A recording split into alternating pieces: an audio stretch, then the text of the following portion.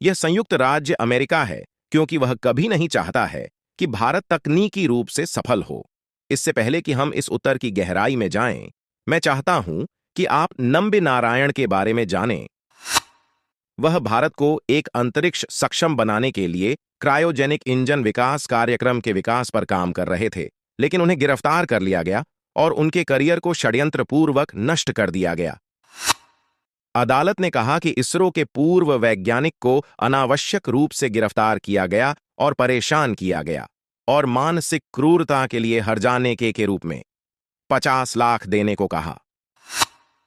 वह खुद को सभी आरोपों से मुक्त करने में सक्षम थे, लेकिन इसने भारत को कम से कम 15 वर्षों के लिए अपने अंतरिक्ष कार्यक्रम से दूर कर दिया और इसने भारतीय अंतरिक्ष कार्यक्रम में तबाही ला दी। यदि उन्हें गिरफ्तार नहीं किया जाता तो भारत ने 2000 में उपग्रहों को लॉन्च कर लिया होता, जो 2010 में लॉन्च हुआ। भारत 2000 में अंतरिक्ष क्लब के प्रतिष्ठित समूह में प्रवेश कर सकता था।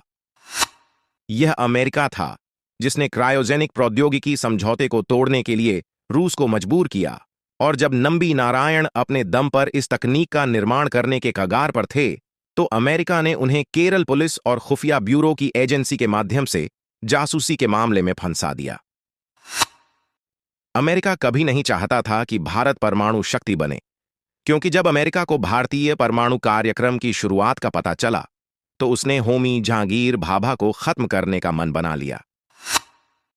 वह एक विमान दुर्घटना में मर गए जब वे परमाणु तकनीक का विकास कर रहे थे। उनकी घोषणा के कुछ समय बाद ही भारत कुछ ही समय में अपने परमाणु उपकरण का उत्पादन कर सकता था।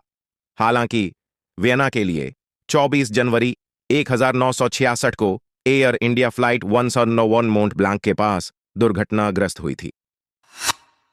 कुछ वर्षों के बाद एक पत्रकार ग्रेगरी डगलस CIA के ऑपरेटिव रॉबर्ट क्रॉले से 5 वर्ष पहले साक्षात्कार लिए थे, और ये साक्षात्कार उनके द्वारा कन्वर्सेशन विथ दी क्रॉव नामक पुस्तक में प्रकाशित किए गए थे। रॉबर्ट क्रॉली के अनुसार CIA होमी भाभा की मौत के लिए विमान में बम फोड़ने के लिए उत्तरदायी था, क्योंकि अमेरिका को भारत के परमाणु कार्यक्रम की भनक मिल गई थी। इसके अलावा 1965 में पाकिस्तान की हार के बाद अमेरिका दक्षिण पूर्व एशिया में भारत के आधिपत्य से डर गया था। इसलिए अमेरिका और अमेरिकी वैज्ञानिक भारतीय वैज्ञानिकों की क्षमताओं के बारे में अच्छी तरह से जानते हैं, लेकिन वे बॉस बनना चाहते हैं दुनिया पर राज करने के लिए, और जो इसके आधिपत्य को समझते हैं वे हमारे भारतीय वैज्ञानिक हैं।